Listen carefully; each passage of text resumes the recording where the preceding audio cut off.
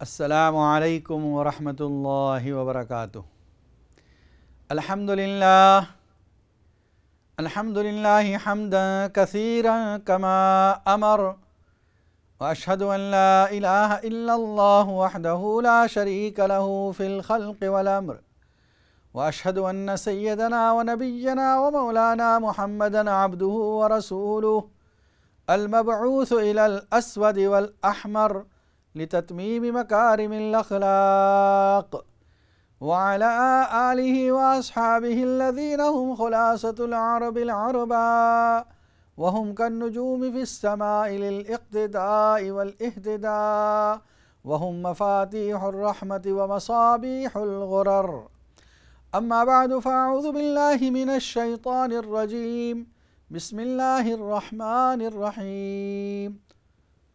إليه يرد علم الساعة وما تخرج من ثمرات من أكمامها وما تحمل من أنثى ولا تضع إلا بعلمه ويوم يناديهم أين شركائي قالوا آذناك ما منا من شهيد وضل عنهم ما كانوا يدعون من قبل وظنوا ما لهم من محيص. لا يسأم الإنسان من دعاء الخير وإن مسه الشر فيئوس قنوط. صدق اللہ العظیم. ناظرین کرام، اس وقت آپ دیکھ رہے ہیں اقرا ٹی وی پر لائیو Q&A کا پروگرام.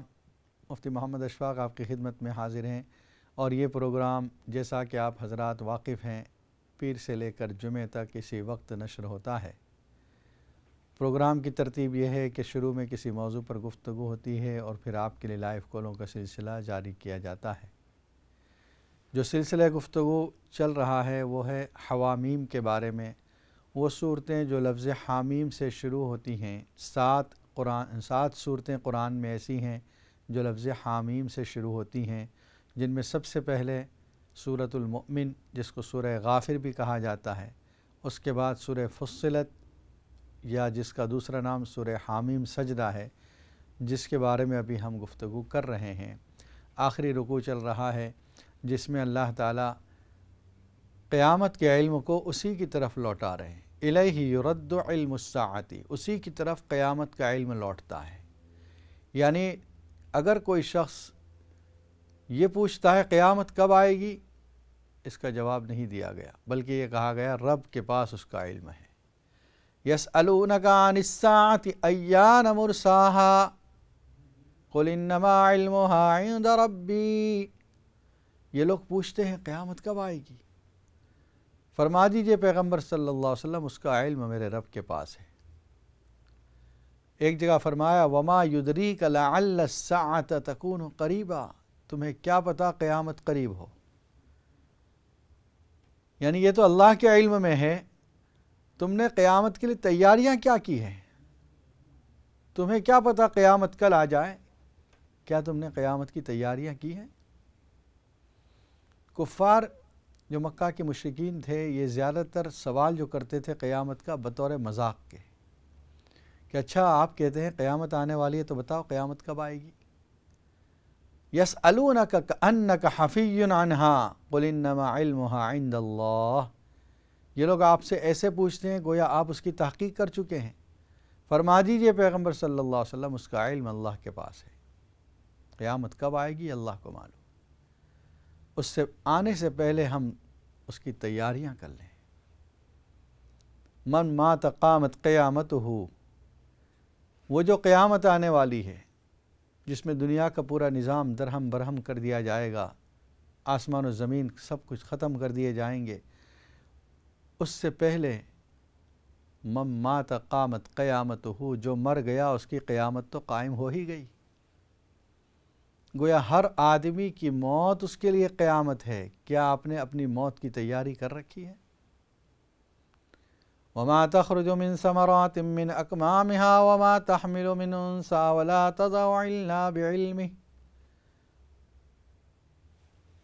شگوفوں کے اندر سے جو پھل نکلتا ہے، پھل نکلنے سے پہلے پھول، اس درخت پر پھول نکلتا ہے، اس کے بعد چھوٹا سا پھل ہوتا ہے جو کور کے اندر ہوتا ہے، اس کے بعد وہ نکلتا ہے، بڑا ہوتا ہے، اس کے اندر سے وہ پھل نکلتا ہے۔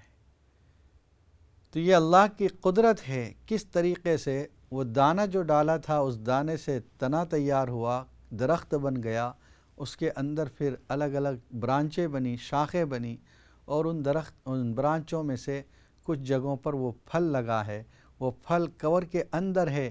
اللہ تعالیٰ اس بات کو جانتے ہیں کہ اس کور کے اندر پھل ہے، اس شگوفے اور اس کلی اور اس غلاف کے اندر پھل ہے، یہ اللہ کے علم میں ہے۔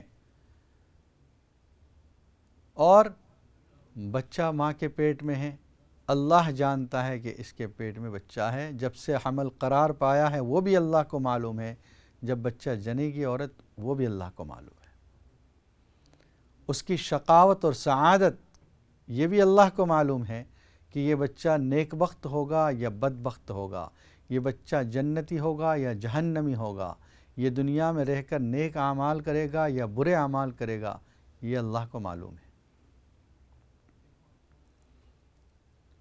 وہ جو کہا گیا دوسری صورت میں سورہ الف لام میم سجدہ میں کہ 5 ایسی چیزیں ہیں، سورہ لقمان کے آخر میں 5 ایسی چیزیں ہیں جن کا علم صرف اللہ کو حاصل ہے، اس میں سے ایک یہ بھی ہے وَيَعْلَمُ مَا فِي الْأَرْحَامِ، ماں کے رحم میں بچہ کیا ہے یہ اللہ کو معلوم ہے۔ اگر آپ اسکان کے ذریعے جینڈر بتا سکتے ہیں یہ کمال نہیں، لڑکا ہے یا لڑکی ہے یہ معلوم ہو سکتا ہے اسکان کے ذریعے، لیکن یہ کوئی اسکان بتا سکتا ہے کہ یہ بچہ جنتی ہوگا یا جہنمی، یہ بچہ نیک بخت ہوگا یا کم بخت بدبخت ہوگا، یہ بچہ مومن ہوگا ایمان پر رہے گا ایمان پر مرے گا یا کافر ہوگا، یہ کوئی اسکان نہیں بتا سکتا۔ اللہ جانتے ہیں کہ اس ماں کے رحم کے اندر پلنے والا یہ بچہ جو ابھی دنیا میں بھی نہیں آیا ہے، یہ بچہ جنتی ہے یا جہنمی، اللہ کو معلوم ہے۔ وَمَا يُعَمَّرُ مِن مُعَمَّرٍ وَلَا يُنْقَصُ مِنْ عُمُرِهِ إِلَّا فِي کتاب، سورہ فاطر میں یہ آیت ہے اسی کے ساتھ، جو کسی کو عمر دی جا رہی ہے وہ بھی اللہ کو معلوم ہے، اور جس کی عمر کم ہو رہی ہے، مر رہا ہے کوئی انسان، وہ بھی اللہ کو معلوم ہے۔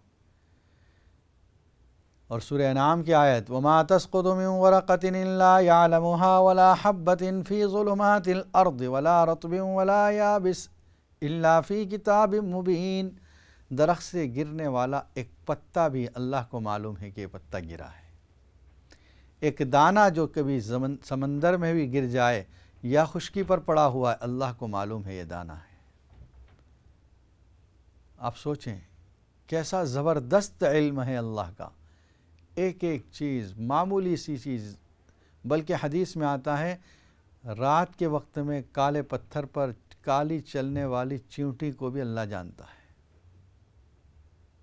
اب سوچیں جو یہ سمجھتے ہیں کہ بہت سے اعمال ہم کر لیں اور اللہ سے چھپا لیں گے، یہ دھوکہ ہے اپنی ذات کے ساتھ، یہ اپنے آپ کو بیوقوف بنانا ہے، ورنہ اللہ تعالیٰ تمام اعمال کو جو کیے جا رہے ہیں جانتے ہیں۔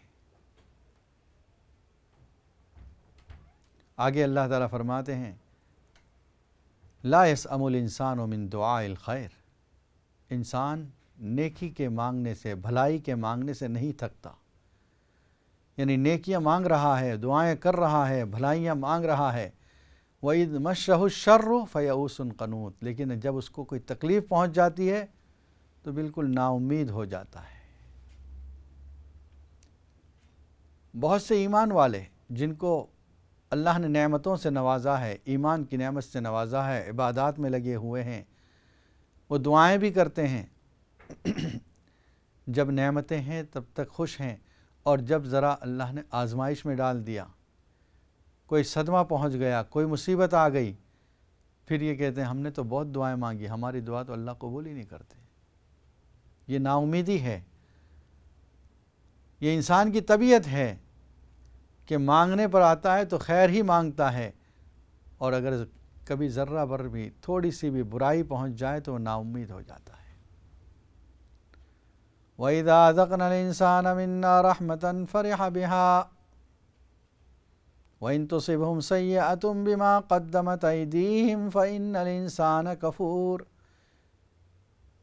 جب ہم نعمتوں سے نوازتے ہیں تو اتراتا ہے، اتنا خوش ہو جاتا ہے، اپنی ذات پر، اپنی صلاحیت پر اس کو محمول کرتا ہے کہ میری وجہ سے، میری عقل مندی کی وجہ سے یہ ہوا، میں نے یہ کیا تو یہ ہو گیا۔ وَإِن تُصِبْهُمْ سَيِّئَةٌ بِمَا قَدَّمَتْ أَيْدِيهِمْ، اور اپنی اس کے ہی اعمال کی وجہ سے کوئی مصیبت آ گئی، یعنی کوئی گناہ کیا جس کے بدلے میں اللہ نے کوئی مصیبت دے دی، فَإِنَّ الْإِنسَانَ كَفُورٌ، پھر نا امید ہو جاتا ہے، ناشکرہ بن جاتا ہے، اللہ سے نا امید ہو جاتا ہے۔ وَلَئِنْ أَذَقْنَاهُ نَعْمَاءَ بَعْدَ ضَرَّاءَ مَسَّتْهُ لَيَقُولَنَّ هَذَا لِي وَمَا أَظُنُّ السَّاعَةَ قَائِمَةً وَلَئِن رُدِدتُّ وَلَئِن رُجِعْتُ إِلَىٰ رَبِّي إِنَّ لِي عِندَهُ لَلْحُسْنَىٰ۔ ایک دوسرا مزاج بھی ذکر کیا اللہ نے کہ جب نعمتیں پہنچتی ہیں تو یہ کہتا ہے ہذا لی، آئی ڈیزرو فار دس، یہ تو میرا استحقاق ہے، یعنی میں نے یہ کیا تھا اس لیے مجھے یہ نعمت تو ملنی ہی تھی، کامیابی میرا مقدر تھی، میں نے ایسا کیا تھا اس لیے۔ اور اگر کوئی برائی پہنچتی ہے، وَلَئِن رُدِدتُّ إِلَىٰ رَبِّي، اچھا وہ جب نعمتیں پہنچتی ہیں یہ بھی کہتا ہے کہ میں تو ویسے گمان نہیں کرتا کہ دوبارہ کچھ زندگی ہوگی، لیکن اگر ہوئی بھی تو میرے لیے وہاں بھی کامیابی ہے جیسے یہاں کامیابی ہے۔ دنیا میں بہت سے عیش و عشرت میں پڑے ہوئے لوگ یہی سوچتے ہیں کہ جیسی کامیابیاں، جیسی نعمتیں یہاں پر اللہ نے دیے، اگر مرنے کے بعد کوئی زندگی ہوگی تو اس میں بھی میرے لیے تو یہی کامیابی ہے۔ ان لی عندہ للحسنی، اگر لوٹنا ہو بھی تو ما اظن الساعۃ قائمہ، پہلے تو یہ کہہ دیتا ہے کہ میں قیامت پر بلیو نہیں کرتا، لیکن اگر ہو بھی تو میں مرنے کے بعد بھی اچھی حالت میں اٹھایا جاؤں گا۔ فَلَنُنَبِّئَنَّ الَّذِينَ كَفَرُوا بِمَا عَمِلُوا وَلَنُذِيقَنَّهُم مِّنْ عَذَابٍ غَلِيظٍ۔ اللہ تعالیٰ فرماتے ہیں کہ ہم اس کو ضرور آزمائیں گے جنہوں نے کفر کیا، یعنی ان کو دنیا کے اندر مصیبتوں کے ذریعے، آزمائشوں کے ذریعے ان کو جھنجھوڑا جائے گا۔ وَلَنُذِيقَنَّهُم مِّنْ عَذَابٍ غَلِيظٍ، اور ان کو بہت سخت عذاب چکھائیں گے ہم۔ ایک سوال یہ پیدا ہوتا ہے کہ ہم بہت سے لوگوں کو دیکھتے ہیں جو قیامت کے منکر بھی ہیں اور اللہ کا بھی انکار کر رہے ہیں، لیکن پھر بھی وہ عیش میں زندگی گزار رہے ہیں، بہت اچھی حالت میں نظر آ رہے ہیں۔ اس کا جواب یہ ہے کہ دیکھیے، ظاہری پریشانی یہ ضروری نہیں کہ آزمائش ہو جائے، کبھی اللہ تعالیٰ باطن میں ایسی پریشانی ڈال دیتے ہیں جس کی وجہ سے بے چین ہوتا ہے بندہ۔ یہ نعمت ایمان والوں کو حاصل ہے کہ ان کو سکون حاصل ہے، ان کے عقیدے اور یقین کی وجہ سے وہ لوگ، مومن کو اگر تکلیف بھی پہنچتی ہے تو اس یقین کی وجہ سے کہ اللہ کی طرف سے ہے، صبر کرنا چاہیے اور صبر کرتا ہے۔ لیکن کافر کو جب کوئی تکلیف پہنچ جاتی ہے، کوئی آزمائش آ جاتی ہے، اس کا دل بے چین ہو جاتا ہے، رات بھر نیند نہیں آ رہی، دن بھر پریشان ہے، اور کہیں ادھر کوششیں کر رہا ہے، کبھی ادھر کوششیں کر رہا ہے۔ دیکھیے، یہ جو نظریہ ہے نفع اور نقصان اللہ کے اختیار میں ہیں، اس نظریے کی وجہ سے، اس عقیدے کی وجہ سے مسلمان ہر وقت آرام میں ہے، آسائش میں ہے، نعمتوں میں ہے، بلکہ یوں سمجھ لیں سکون میں ہے، چاہے اس کو تکلیف پہنچ رہی ہے۔ اور حدیث میں اس کا بہت اچھے انداز میں ذکر فرمایا نبی صلی اللہ علیہ وسلم نے، عجبا لامرئ المؤمن، مومن کا معاملہ عجیب ہے، اگر نعمتیں پہنچتی ہے تو شکر کر کے اللہ سے قریب ہو جاتا ہے، اور اگر مصیبت پہنچتی ہے تو صبر کر کے اللہ کا قرب حاصل کر لیتا ہے۔ تو مومن کے لیے تو کوئی حالت بھی بری نہیں، نعمتوں کی حالت بھی اس کے لیے رب سے جوڑنے کا ذریعہ، اور مصیبت کی حالت بھی اس کو رب سے قریب کرنے کا ذریعہ۔ وَإِذَا أَنْعَمْنَا عَلَى الْإِنسَانِ أَعْرَضَ وَنَأَىٰ بِجَانِبِهِ،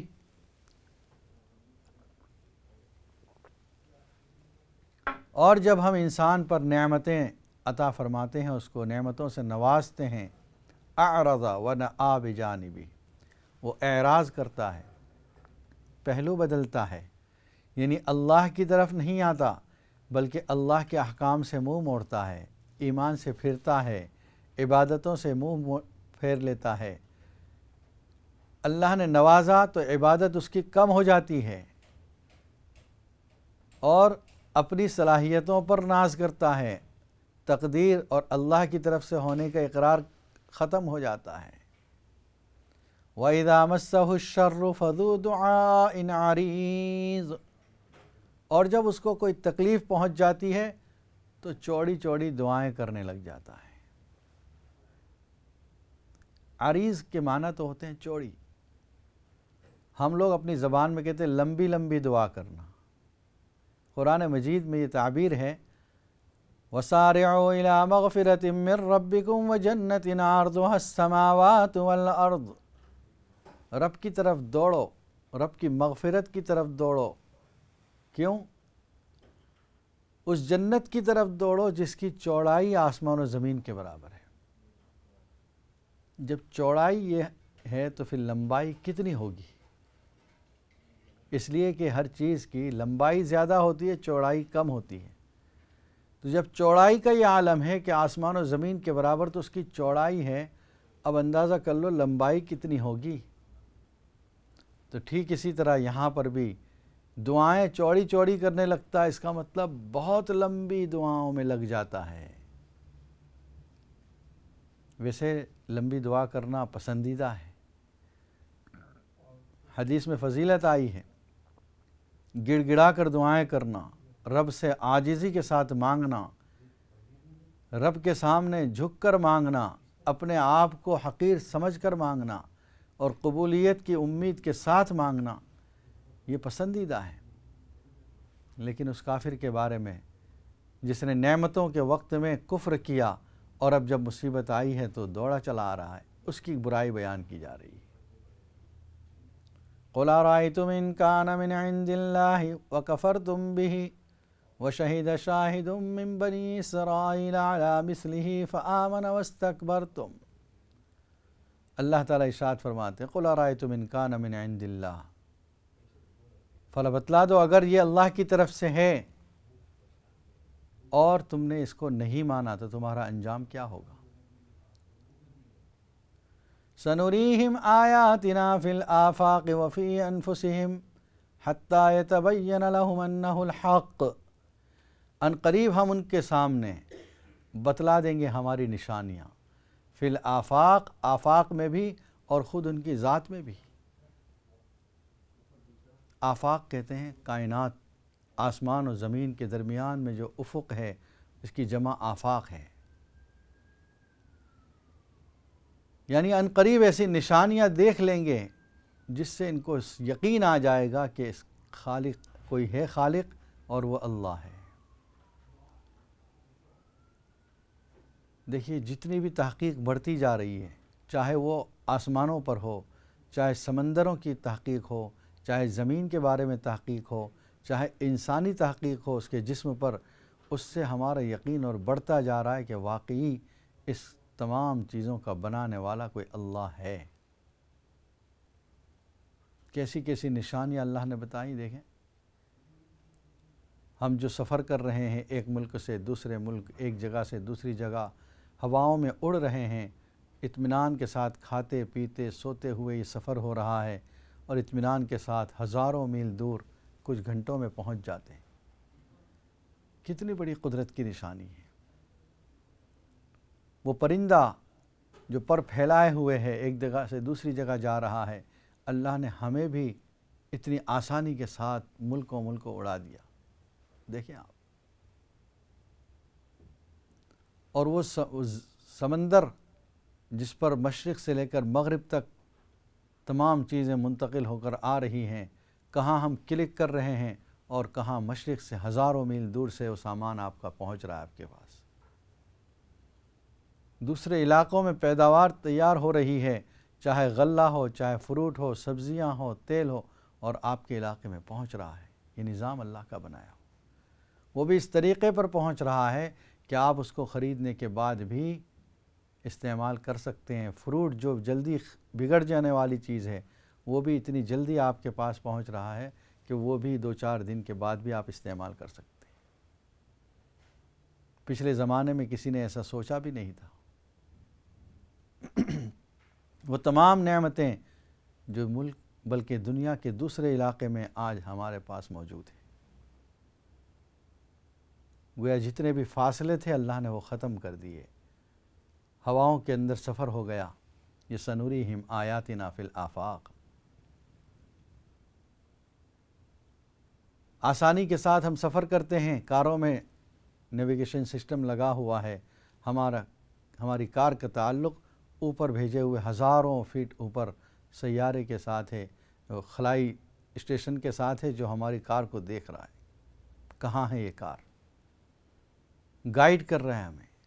یہ سنوریہم آیاتنا فی الآفاق، ستارے اور ان ستاروں کے مواقع، ان ستاروں کا طلوع الغروب، کئی ایسے ستارے جو 1000 سال کے بعد، کوئی 5000 سال کے بعد، کوئی 25000 سال کے بعد ہماری زمین کے سامنے آتے ہیں۔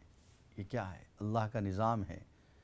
یہ آفاق میں اللہ تعالیٰ نے ہم کو بتایا، سنوریہم آیاتنا فی الآفاق وفی انفسہم، خود اپنی ذات میں انسان غور کرے، کس قدر عجیب و غریب۔